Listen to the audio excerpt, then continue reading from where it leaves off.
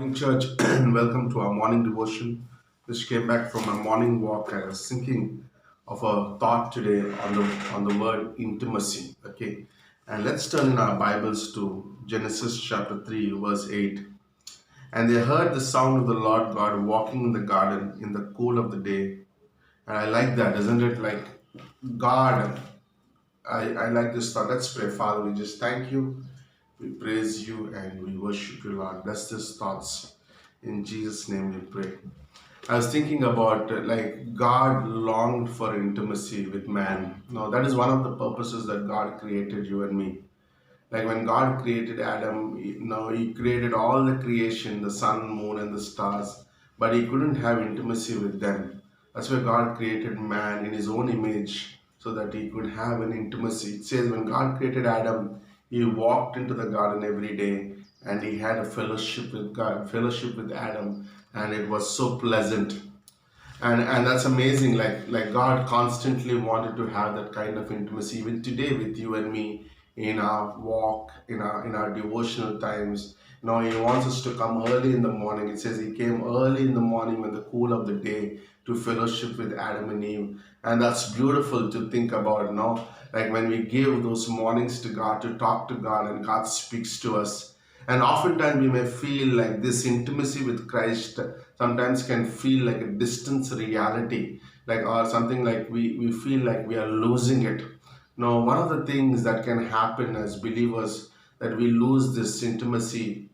Remember, intimacy is always two ways. Now, it's like Christ coming to us, the first one who wanted to have an intimacy, and then we also seek to have that intimacy with God. And like a couple in a marriage, it's not like one person loving, but it's both the way, and they have a great marriage. But in intimacy with Christ seems a distant reality when these two things can happen. When we feel like this, the intimacy that we used to have is not happening, is because of two reasons that is written in John chapter 14, verse 21. He who has my commandments and keeps them, he it is who loves me, and he who loves me shall be loved by my Father, and I will love him and will disclose myself to him. And this is an amazing verse. In this verse, Christ is saying like two reasons that our intimacy can fail. One is when I stop hiding God's word in my heart, and number two, when I stop obeying what God speaks to us. And we see that also in the story of Adam and Eve, when they choose to stop hearing from God, to have that intimacy. It says in the same verse, like when God came into the garden, they hid themselves. No, they were away from. They don't want to have that intimacy with God, and that can happen in our lives. I just put down a few things when we do not have intimacy with God. Number one, like we do not want, we don't have, like don't know what the Word of God says, and that's what had to happen to Adam and Eve. Like when we are not in intimacy, we don't know what God is speaking to us. We don't hear the clarity of God's voice. In fact, in Genesis 2:17, God says, "Do not eat from the tree." And if you see, like in Genesis 3:3, like Eve is saying, he said, God had said, "You shall not eat from it or touch it." She added something that God didn't say.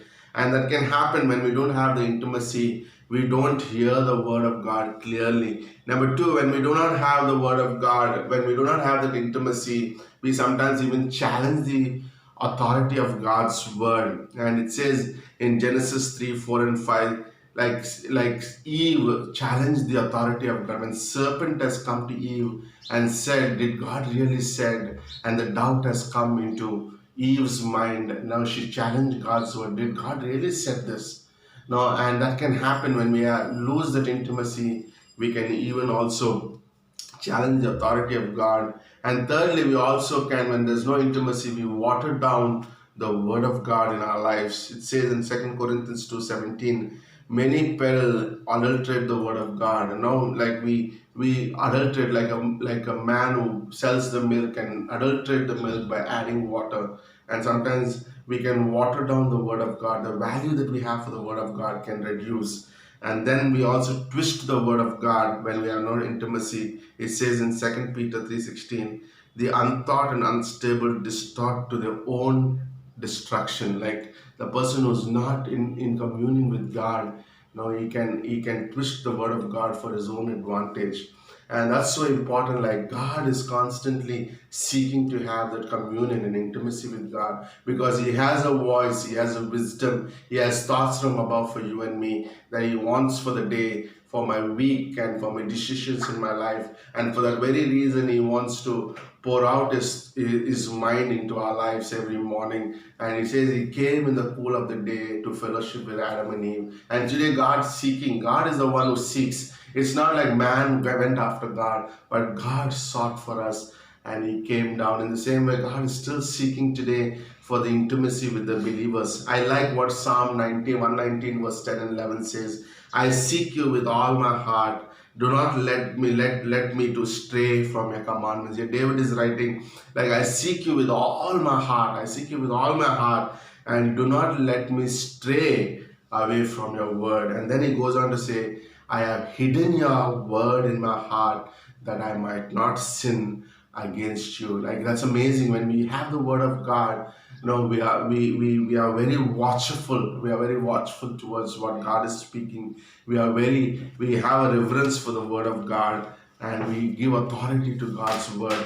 And also, we don't twist the word of God for our advantage. Even if God speaks those things which are hard, we know that it's from God, and I change my heart which needed it. And this is my thought for this morning. Amen.